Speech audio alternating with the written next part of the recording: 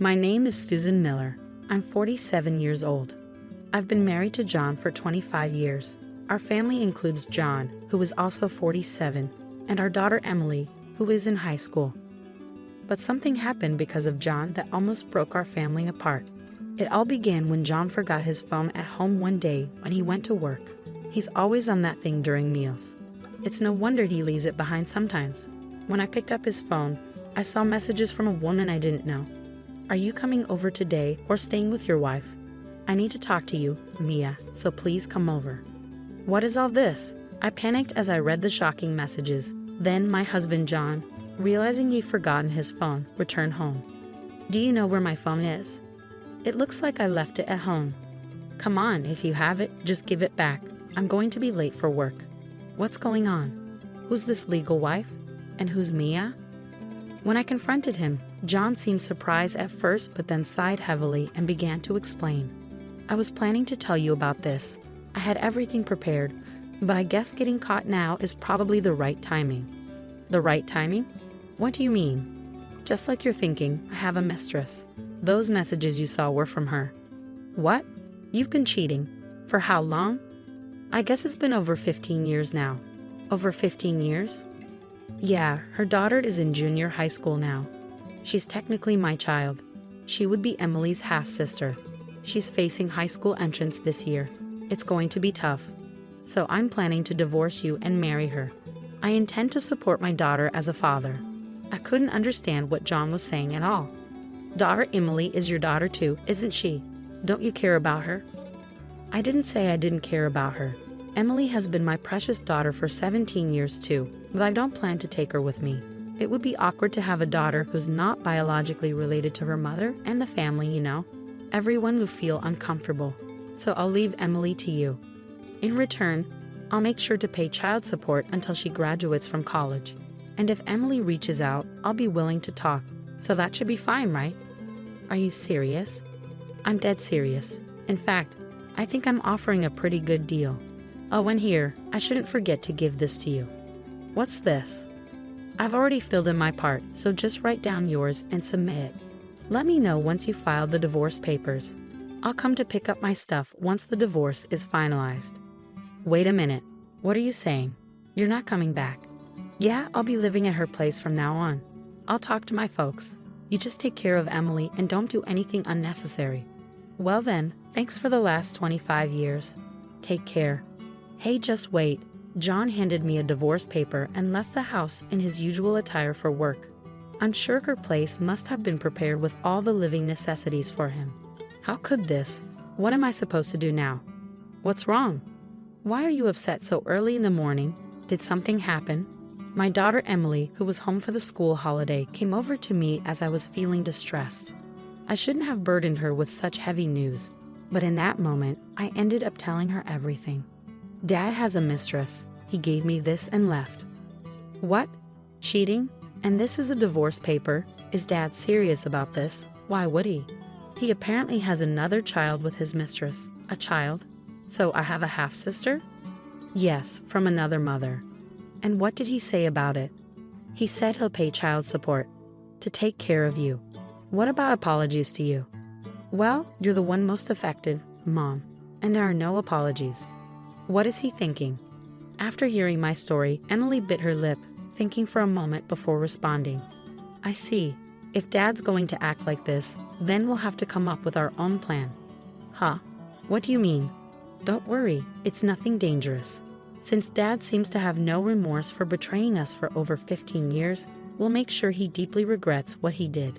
But of course, that requires some planning. But Mom, you're not blaming yourself for Dad's actions, are you? It's all Dad's fault. You don't need to feel guilty. We don't need to hold back. As we watch Dad face the consequences, he's getting what he deserves. So it's only fair that we make sure Dad understands the pain he's caused, right? Well, my daughter is actually the smartest kid in the USA. Her intelligence has amazed adults since she was little. She probably already has a plan in mind for this. Just wait, Mom. I promise I'll make Dad regret what he did. With that, Emily wore a mischievous smile. A month later, Emily and I had settled into our new routine, just the two of us. The door creaked open, and in walked my husband John, but with patches of his hair shaved off as if by a clipper. The first thing he said was, "What the hell were you thinking?" Dad stormed into the house with clippers in hand. "After hearing everything from you, look what you've done to me," he said, pointing at his patchy haircut. John went on a tirade. He explained how he was relaxing at his mistress's house when suddenly his father showed up with clippers and gave him an unplanned haircut. Then he managed to escape and rushed back home in this state just to give me a piece of his mind. "I warned you, didn't I? I talked to Dad, so you weren't supposed to do anything unnecessary. You know how much Dad hates dishonesty. He's always been strict with me because of that, and it's been traumatic. Despite knowing that, you still went and told on me. Are you jealous? Jealous that we might be happy while you're stuck in misery? Is that why you haven't filed for divorce yet? Then you spill everything to Dad. You're truly pathetic. The reason I cheated was because I couldn't stand the sight of you, you coward. That's when it happened." "What are you misunderstanding? It wasn't Mom who told Grandpa everything. It was me," my daughter calmly responded to the raging John. "What? So Grandpa attacked with clippers, huh? Just as I expected." "What do you mean, as expected? Emily, did you tell Grandpa to attack me with clippers?" "No, I didn't say that. I just handed something to Grandpa, proof of your affair. This goes back a month." "Hey Mom, what do you think is the scariest thing to Dad in this world?" Soon after John left, Emily asked me that question. The scariest thing to him? Yes, that would be Grandpa. I once asked Dad what he was most afraid of in this world. He immediately answered Dad. I had also heard about it before. My father-in-law detests dishonesty above all and wouldn't hesitate to correct anyone behaving improperly, even strangers. John was raised strictly by my father-in-law since childhood and said he could never go against him. Dad said before he left, "I'll talk to Dad about it, so don't do anything unnecessary." That's because the last thing Dad wanted was for Grandpa to find out about this situation. So I'm pretty sure Dad won't tell Grandpa the real reason for the divorce. He might say we just couldn't agree on things, or worse, he might even claim he cheated. That's terrible. That's why we need to act first to prevent that from happening. Plus, there's another benefit to telling Grandpa first. Dad is an employee at the company Grandpa runs. Dad got the job through connections, thanks to Grandpa, and has climbed up to the position of manager. Can you imagine what would happen if Grandpa, who hates dishonesty, found out about Dad's affair and secret child of over 15 years? It's going to be a big mess, maybe even a trigger for Dad to get fired. Dad seems to have earned some trust at his company, but Grandpa is definitely Dad's Achilles heel. That's why I plan to use this to our advantage and push Dad into the depths of hell. But first, I need to gather solid evidence of the affair to make Grandpa understand. Saying that, Emily opened the laptop Dad had left behind. Evidence. How are you going to? Normally, you'd need a detective agency to catch evidence of an affair. And there's probably a password on that laptop, right? I doubt you'd leave anything compromising on it. Normally, yes, but I don't need any of that. There's no point in paying someone to find something that's right here. Saying that, my daughter dismissed my concerns and rapidly typed on the keyboard, managing to unlock it in just a few seconds. She then extracted all the relevant information contained within. Wow, you really unlocked it. Well, of course. This is nothing for me now. Let's see what kind of evidence Dad left on this laptop. From their exchanges, it looks like Dad's mistress was an ex-girlfriend they reconnected. When I was still in your belly, Mom, that reunion sparked an affair that lasted over 15 years. Look, here's a photo. Dad's mistress seems to be this woman. Mom, do you recognize her? The photo Emily showed me was one of Dad and his mistress looking very close. I had seen the woman in the photo before. She's Dad's childhood friend. She got married early and moved away from her hometown. But after her divorce, she came back.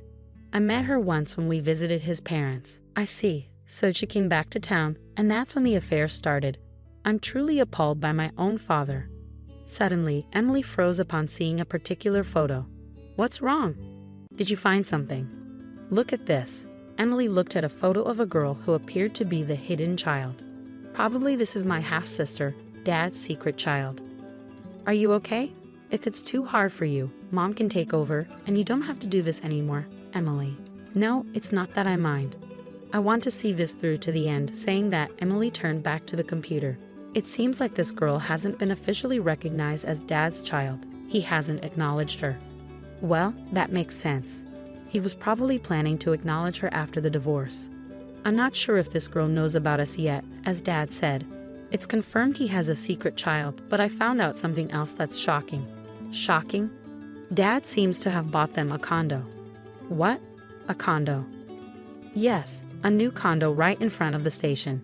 Given the location and it's a high-rise, it must be quite expensive. Oh look, the price is listed online. When I checked the price of the condo my husband bought for his mistress, it was a whopping $1 million. On the other hand, we live in a rental condo I've been leasing since my single days. We discussed buying a house many times, but his consistent response was renting is more cost-effective. So there was this reason behind it. Is that all the information? I was expecting a bit more, honestly. Isn't this enough? It's sufficient, but I wanted more concrete evidence, like photos of them coming out of a hotel. The information we got from this computer includes the mistress and the hidden child's names and photos, and the fact that Dad bought a condo for his mistress. How about we make a direct visit to the condo? If we capture photos of them coming out, that could serve as evidence. Aren't you curious about what kind of life they're leading? Saying that, Emily grinned mischievously. The next day, we headed to the condo where we presumed Dad was staying. The condo looks bigger than in the photos. Really, it's surprising he had enough money to buy a condo for his mistress. Where did he get the money? Mom, isn't that Dad? Looks like they're heading out as a family, Emily pointed. And there were Dad, his mistress, and the hidden child. I quickly captured their image on my camera. From the outside, they look like a normal family. You wouldn't think he's been having an affair for 15 years. They must be considered a happy family by the neighbors. At that moment, we overheard a conversation from the three passing right by our hiding spot. Hey, when's the divorce going to be finalized? You shoved the divorce papers at your official wife before leaving, right? Yeah, but she seems reluctant. Hasn't got any message that she submitted the divorce papers, even though I said I'd pay alimony. What's she hesitating for? Maybe she still has feelings for you, who knows? But even if that's true, you're the only one for me since the beginning. I have no intention of getting back with her, John. Hey Dad, what about me? I'm more important than that other daughter, right? Of course you're my only daughter, Mia. Yay, I don't care if she goes to some famous high school or whatever. Dad chose me. I wonder what kind of face she's making now, being abandoned by Dad. Poor thing. Hearing their outrageous conversation left us astounded. Then, I thought she didn't know since she's not recognized, but she knew about us. No need to hold back then. Let's not just plunge Dad into hell. But those two as well. Emily seemed even more determined to seek revenge after overhearing their talk, glaring at the three with a wrathful expression. But it's good we came here. We got a video of the three leaving the condo, and thanks to their chatter so close to us, we caught their entire conversation. With this evidence, I bet we can demand a much higher amount, and Grandpa won't stay silent for sure. With that evidence in hand, we went to a law firm to draft the claim documents. For the finishing touch, Emily and I headed to my in-laws' house. It's rare for you to visit without notice, and just the two of you at that. Something happened. Actually, I shared everything that had occurred with my in-laws, Mike and Lily. Mike started trembling and then exploded in rage. Over 15 years of cheating, and he even has a secret child. That bastard, where is he now? He's been at his mistress's place since he left in the condo he bought her, right in front of the station. What? When Dad said, my daughter is only Mia. Only you, does Dad hate me? After living together all this time, he values that woman's child more. And if Mom and Dad get divorced, does that mean I'm no longer Grandpa and Grandma's granddaughter? I don't want that, Emily. That's not going to happen. Even if they get divorced, you're our only granddaughter. Don't worry. Grandpa will make sure he pays for this. His expression was exactly like Emily's that time. He had a look of burning vengeance on his face. And then, a few days after we left his house, Mike, armed with a clipper, raided the apartment where he was staying. That's how we got to this point. You did this. Sorry to shock you, but I have something to give you. With that, I handed my ex-husband a brown envelope. What's this? Open it, you'll see. He hesitantly opened the envelope and turned pale upon seeing the contents. What? Why? Inside the brown envelope were documents related to child support and division of property. Why? You're wondering why Dad did warrants paying this entire amount, right? I can't understand why you'd question that, but this amount is just since you seem not to understand. Let me explain. It was determined by several factors. I think what Dad has to pay Mom is fair. For that amount, I still have an issue with the amount, but this division of property is absurd. Why do I have to sell the condo I bought? That's ridiculous. I thought you'd say that. What? The condo you bought for your mistress in your name is subject to division of property. That's a well-established fact. It's not something you can argue against. What about them then? You're not telling me they have to leave, are you? Exactly. If a house is being sold, the people living there need to leave. You're heartless.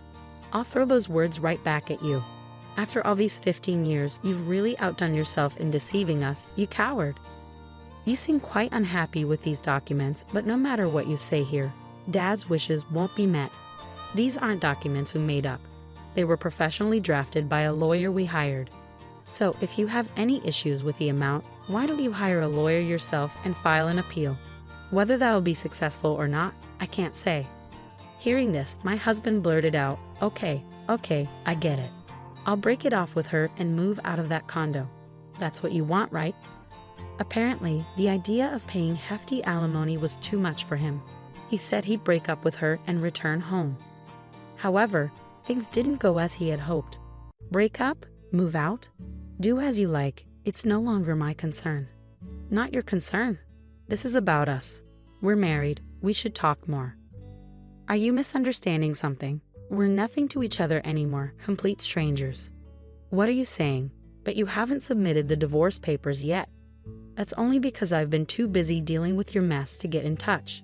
I submitted the divorce papers the day you left, so we're already divorced. What? Too bad, Dad. It's too late. The divorce papers have been processed, and you two are divorced. As for the documents, we'll be claiming accordingly. Damn it. And don't forget about the child support payments. I heard it from Mom. You said it yourself, right? That as a father, you would diligently pay child support until I graduate from college. Thinking back, I can't recall any fatherly things you've done for me, but at least for this last part, be responsible and live up to your word, Dad. Jan was left speechless by Emily's words. Then, that moment came. A call came through on my phone. It was John's father, Mike, probably anticipating that the ex-husband had stormed back to me. He called, and his guess was spot on.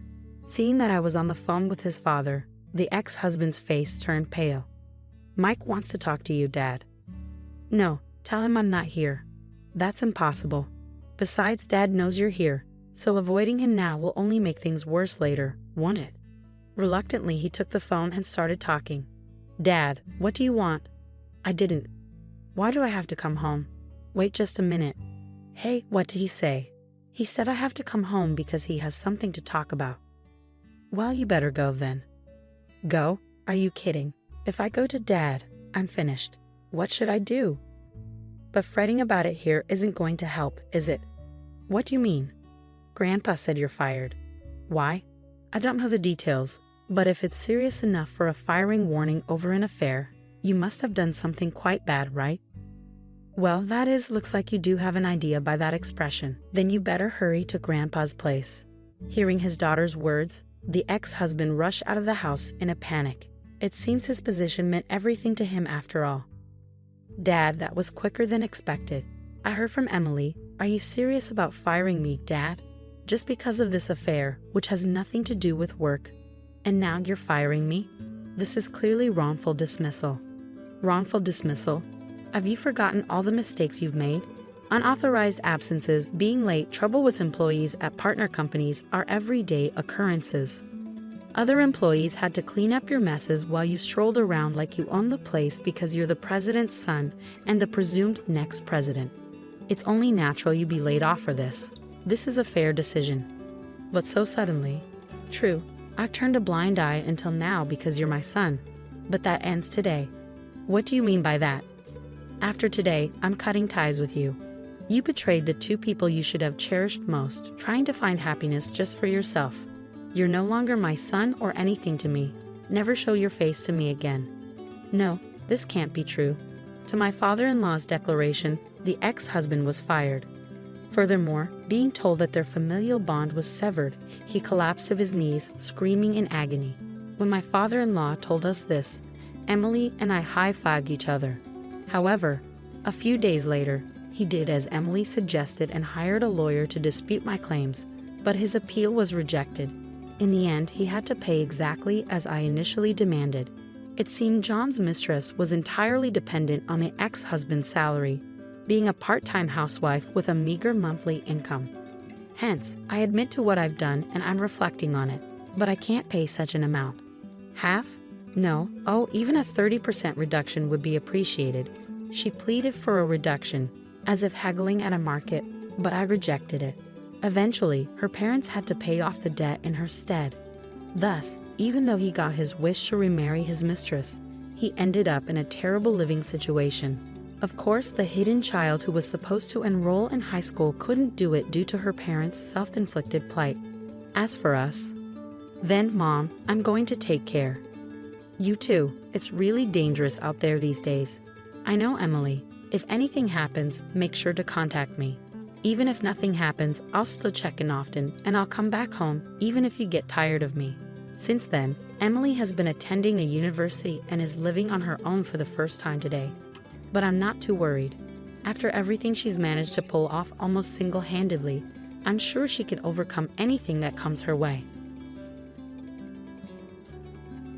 Get out already, they demanded, their voices cutting through the tense air of the house. Yeah, give us this house already, echoed the demand, leaving Kathy feeling like a stranger in her own home. I can't believe this is happening in my own house, Kathy thought, her heart heavy with disbelief. But if you really want this house, I'll give it to you. Just you wait and see, she resolved silently, steeling herself for what might come next. My name is Kathy Smith. I just turned 60 this year, she reminded herself, drawing on her inner strength. I got divorced when I was young. My ex-husband was a heavy drinker and he used to verbally and physically abuse me, Kathy reflected, her past pains still haunting her. When he started to raise his hand against our children, I served him with divorce papers, she recalled, the memories still vivid in her mind. After that, I single-handedly put our 2 children through college, Kathy continued, pride mingling with the pain of her past. Now, I continue to work in flower arrangements, a job I've always enjoyed, she stated, finding solace in her passion. Also, I've started online lessons a few years ago and have been enjoying the new interactions, Kathy added, a glimmer of excitement in her voice. My eldest son, Max, who has always lived at home, married a woman 2 years older than him, Kathy shared, her thoughts drifting to her family dynamics. I thought that they would move out, but they asked to live with me. Since there was no particular reason to refuse, I agreed to live together. The 3 of us, Kathy recounted, the weight of her decisions evident in her words. My eldest son's wife, Anna, was quiet and not good at housework. She started learning it from me, and I thought she was a good girl, Kathy reminisced, a tinge of disappointment coloring her memories. But now, her initial image is gone, and her true nature is fully exposed in front of me. She talks bad and has a foul attitude, but in front of my son she acts like a quiet and good wife, Kathy lamented, the betrayal of trust weighing heavily on her heart. The house where she learned she only does laundry for her clothes. The rest is left undone, Kathy observed, the reality of her situation sinking in. This is supposed to be the house where I've lived for many years, but somehow I'm treated like an intruder, Kathy confessed, her voice filled with resignation. Yet I am somehow managing to live with these 2 who show no signs of leaving, Kathy acknowledged, her determination shining through the adversity. But little did I know that day would greatly change my life, Kathy reflected, a sense of foreboding creeping into her thoughts. That day, after finishing my online lesson and taking a break, the house was filled with Max's yelling, Kathy recalled, the tension rising with each memory. Hey old hag, we're out of shampoo. I can't wash my hair, she mimicked, the words stinging her ears even now. Despite being in the bathroom, his yelling reached all the way up to my room on the 2nd floor, Kathy remembered, the frustration evident in her tone. He is like this every day, so I'm used to being yelled at by him, Kathy sighed, resignation coloring her words. Not being very quick myself, I went to get the refill shampoo as quickly as I could. Kathy recounted the routine of her days unfolding before her. Here, I'm sorry I didn't notice, she offered, her attempt at peace met with disdain. Too slow. It took too long after I called. Make sure to check time. I'll be careful next time, Max retorted, his words cutting deeper than any insult. Without saying anything, he snatched the refill shampoo from me, Kathy admitted, her hurt palpable in the memory. At that moment, I accidentally cut my palm a little deeper with the refill bag, Kathy confessed, the pain of her physical and emotional wounds intertwined. Complaining here would just add fuel to the fire, Kathy sighed, her resignation evident in her tone. Sighing, I took a bandage out of my first aid kit, Kathy continued, the routine of caring for herself a small comfort in the chaos. Then Anna called out to me, "What, you got hurt? You're so clumsy," Kathy recounted, the sting of Anna's words still fresh in her mind. "It's almost dinner time. Isn't the meal ready yet?" "I'm hungry," Anna demanded, her entitlement grating on Kathy's nerves. "Oh, is it that time already? I'll start preparing right away," Kathy responded, her voice strained with the effort of maintaining composure. "Would you mind helping out, Anna?" Kathy asked, her hope for assistance met with resistance. "Ha! Why do I have to cook too? I'm not helping, so hurry up and get it done," Anna retorted, her disdain evident in her tone. When she was about to go, Max got out of the shower, Kathy recalled, the tension between them escalating with each passing moment. He seemed to sense the tension between her and me and interjected, Kathy remembered, the fleeting hope of understanding dashed by his words. "Anything happen? Don't tell me you were being nagged by the old hag," Max remarked, his indifference a sharp contrast to Kathy's pain. "No, nothing like that. She just asked me to help her with dinner because she got hurt," Kathy explained, her attempts at reason falling on deaf ears. She started talking to him in a sugary voice, completely different from her previous attitude, Kathy noted, the facade of civility crumbling before her eyes. "I recognized this routine and resigned myself to what was about to happen," Kathy admitted, the weight of her acceptance crushing her spirit. "So she forced you to help. Hey hag, you know Anna can't cook, right?" Max accused, his words like daggers aimed at Kathy's heart. "Are you kidding me with this? I didn't force her, I just asked if she could help. When she declined, I was going to do it myself," Kathy protested, her voice shaking with frustration. As I was explaining myself, she quickly wrapped her arm around his and began to argue, Kathy recounted, the betrayal of her son's allegiance cutting her deeply.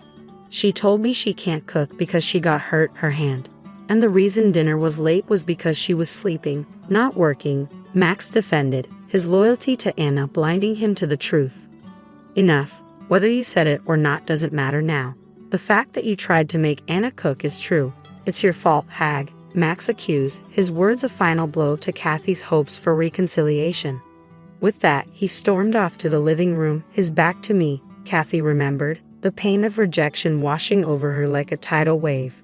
At that moment, she stuck out her tongue in satisfaction as if it was a victory, Kathy recalled, the bitterness of defeat staining her soul. "And then followed him to the living room," Kathy concluded, her voice hollow with resignation. "He always took her side and never showed any." I caught sight of Max and Anna sprawled on the couch, their casual demeanor interrupted by my presence.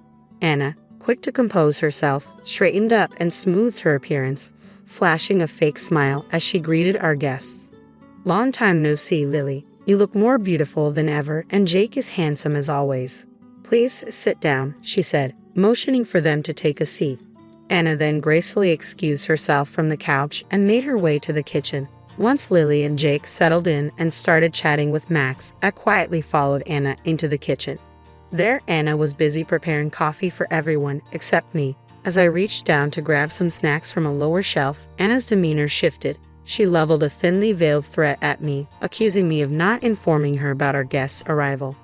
"I didn't hear anything about them coming over. Are you messing with me? I did let you know, Anna. You just chose to ignore it, making excuses again. You'd better watch it with that," she warned, her hand poised threateningly.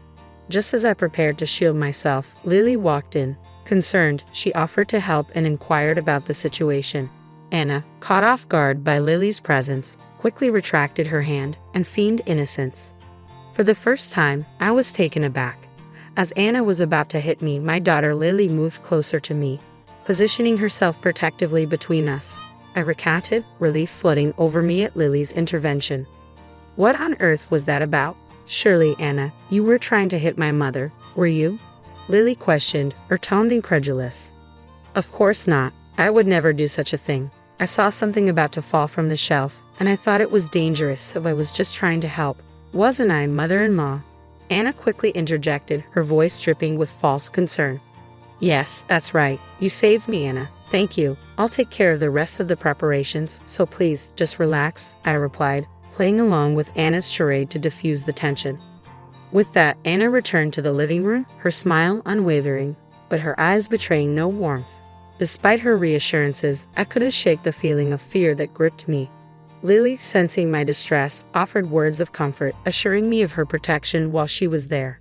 And in that moment, her words were a balm to my frayed nerves, soothing the tension from my body. I breathed a sigh of relief when Lily entered the kitchen, breaking the tense atmosphere. If she hadn't, I was certain Anna would have followed through on her threat.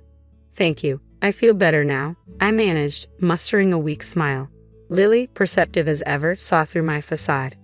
I know you, Mom. You will tell me even if I ask, but remember this, if you ever need help, don't hesitate to contact me. I'll be there for you anytime. Lily reassured me, her sincerity touching my heart. I nodded in agreement, grateful for her unwavering support.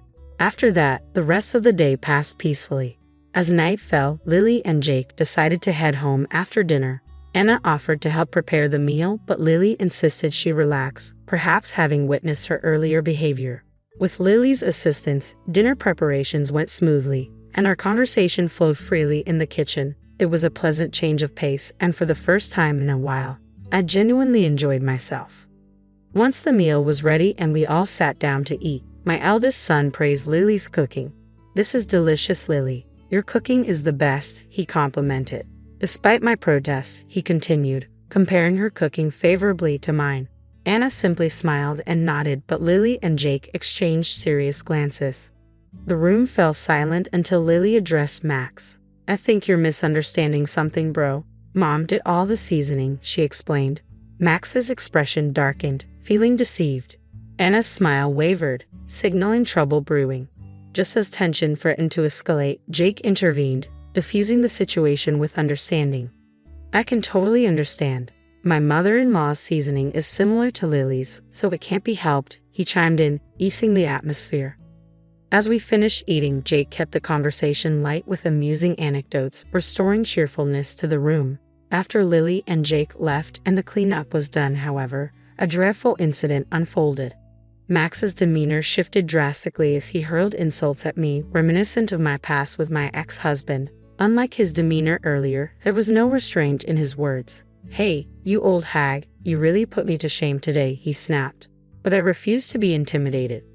"There's no such thing as shame, you know," I replied calmly, refusing to let his insults shake me. I learned that she had invited Lily and Jake over to get back at us. I overheard her and Lily talking. Anna chimed in, accusingly. "Anna, Lily, and I didn't talk about such a thing," I protested, but my words fell on deaf ears. "Shut up, you old hag." Anna wouldn't lie. "Enough with your acting," he snapped, kicking me suddenly. I tumbled to the floor, paralyzed with pain. But his assault didn't stop there. He approached me, kicking me repeatedly as I gasped for breath amid the agony.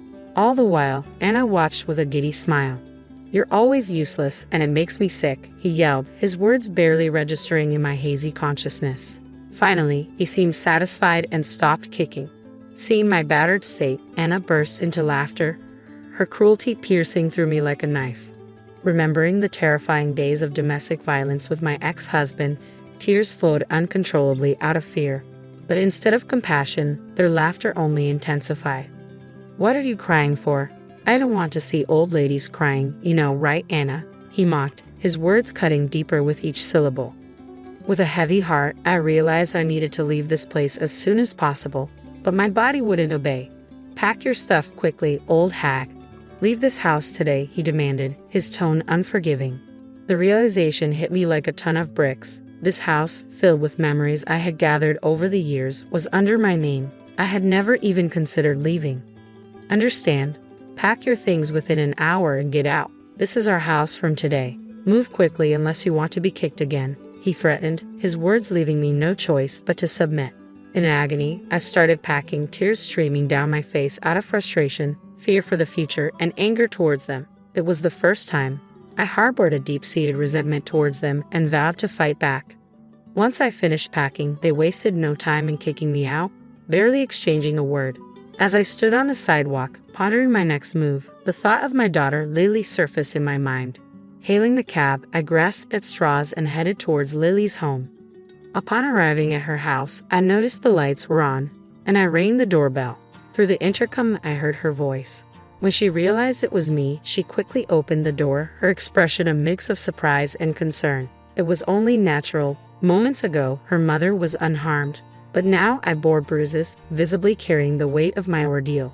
Lily immediately called for Jake to help carry my baggage, supporting my body as they led me into the house. She assisted me in removing my jacket and gently guided me to the couch.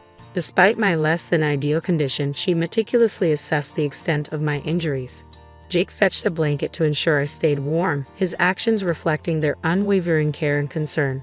After evaluating my injuries, which included multiple fractures and a significant bruise on my head, Lily suggested a visit to the hospital for further examination. Initially hesitant, I declined, not wanting to inconvenience them further. However, they insisted, and upon arrival at the hospital, the examination revealed the severity of my injuries. Though fortunately, there were no issues with my head, I was advised to stay for observation. 3 days later, I was discharged and returned to Lily and Jake's home.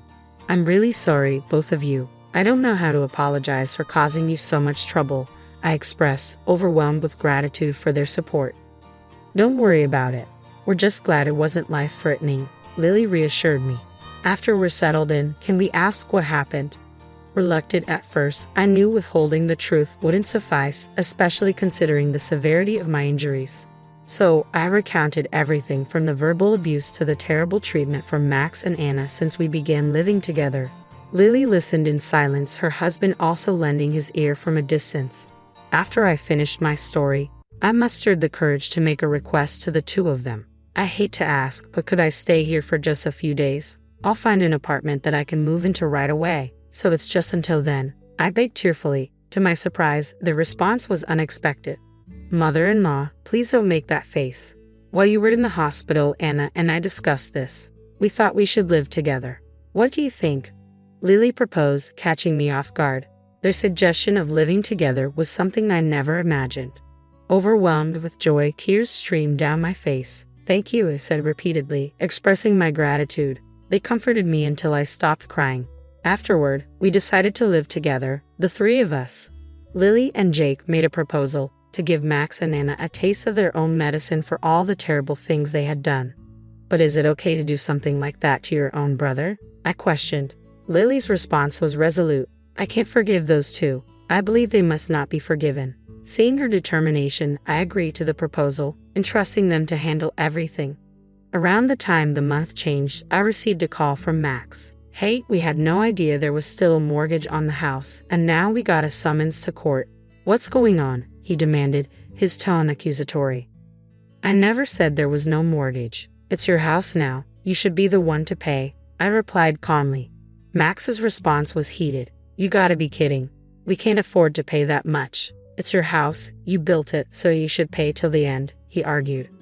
Refusing to accept responsibility, I stood my ground. It was you who kicked me out, so it's not my business, I retorted. Max's threat hung in the air as he abruptly ended the call. Trembling with fear, I realized the gravity of the situation, but believing Lily and Jake were on my side, I managed to calm myself. When I later informed Lily and Jake about the call, they seemed unsurprised. Mom, just ignore his calls from now on, Lily advised. Following her guidance, I obediently complied. Since then, I've been receiving calls almost every day from Max and Anna, but I steadfastly obey her advice. I continue to ignore the relentless calls. One day, they showed up at Lily's place. I was in the middle of an online lesson at the time and wasn't privy to the initial conversation. After my lesson, as I headed to the living room, I heard familiar voices. Peeking quietly, I saw Max and Anna pleading with Lily and Jake. Please just lend us a little bit of money, they begged. Lily responded sternly, "How have you been handling your finances up until now? Weren't you contributing even a bit to your household?" "Well, we were paying our cell phone bills and insurance, but we never gave any money to my mother," Max admitted. Lily and Jake exchanged stunned looks and let out a sigh. "So you're saying that Mom was covering all expenses, including utilities and food, and despite that, you treated her like a maid, verbally abused her, and eventually assaulted her and drove her out of her own house? We don't have a single cent to lend to people like you guys," Lily said firmly. "What do you mean by verbal abuse and assault?" Max hesitated, prompting Jake to step in. "I agree with Lily. When we found Mother-in-law, she was in a terrible state. She even had to be hospitalized. That's clearly a crime," Jake asserted. At this point, Max grew defensive and attempted to lunge at Lily. I was about to intervene, but Jake swiftly got in between them. Effortlessly restraining Max, Jake maintained control while Lily called the police. Shortly after, the police arrived and took Max and Anna away. Once they were gone, I rushed over to Lily and held her close. "I'm glad you're okay. Really glad you didn't get hurt. Jake, thank you for protecting Lily," I expressed my gratitude. They both simply smiled in response, treating me kindly to put me at ease. Later, the evidence gathered by a detective and the lawyer Lily and Jake hired ensured we would receive a substantial amount of punitive damages from Max and Anna. It was then revealed that they had each been having affairs and were in a messy situation. Now, not only did they have financial issues, but they also had marital problems to face. Free from my abusive son and his wife. Once I regained my freedom, I started to heal, venturing outside again with a newfound sense of peace. Despite this, I still received occasional contact from Max, a clear violation of the court-ordered no-contact rule between us. Each time this happened, I promptly contacted my lawyer, who handled it with strict adherence to the law. One day, while at the supermarket, I bumped into our old next-door neighbor, who shared some interesting news. Apparently, Max and Anna were constantly embroiled in arguments about money and infidelity. Anna's true nature had finally come to light, acting as the catalyst for their impending divorce. As a result, they had decided to put their house up for sale. Meanwhile, my private investigator unearthed some revealing findings about Max's downward spiral. His involvement in police matters, lawsuits, and now his divorce had become the talk of his office. His inflated ego led to him quitting his job immediately, and he was dumped by his affair partner. Now, he works part-time and is homeless, spending his nights in parks and abandoned buildings. As for Anna, she had been staying with the man she was having an affair with, but she too was recently dumped. Now, she's seeking work in live-in jobs, attempting to rebuild her life from scratch. Her once beloved hobbies such as nail art and other fashionable activities have been abandoned, and she's now living a humble existence. Meanwhile, I decided to buy back our old house, which had been put up for sale. After some renovations, I now live there with my daughter Lily and her husband Jack. Lily, with her qualifications in aromatherapy and massage, suggested opening a small shop on the spare land we had. We've been managing well, offering physical lessons in the shop, selling items, and running a reservation-based aromatherapy massage service. Returning to our own home brings happiness every day. I am grateful to Lily and Jack, who took care of all the complex issues like private investigators and lawyers, which I found hard to handle. Their support has enabled us to achieve our current lifestyle. I have a wonderful relationship with Lily and Jack, and recently, I received the delightful news that Lily is pregnant. I can't wait to hold my grandchild in my arms. Looking ahead, my life will only become more joyful, and I consider myself very fortunate. I cannot thank them enough.